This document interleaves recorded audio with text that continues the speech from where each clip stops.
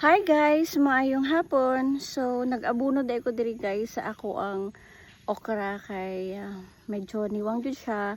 At the same time kuan pud siya parang naluya jud siya nga kanang sa pipila ka adlaw nga sige rag init. So walay ulan-ulan guys. So kinahanglan pud siya jud nga abunuhan jud siya kay look at this kay nagkuan na siya kanang nagyelo na ba ang iyang dahon.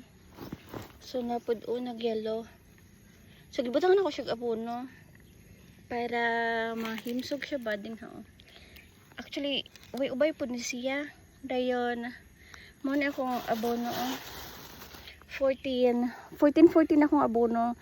Wala na ko siya gihalo sa tubig kasi kuan parang gusto na ako nga nara siya diya ba. Kay kung nagtry ko kato bitaw mag-abono bitaw sa tubig, na failure siya kay pati ang kuan ang stem maapil na ko kasi dili jud maiwasan nga maapil jud siya nako.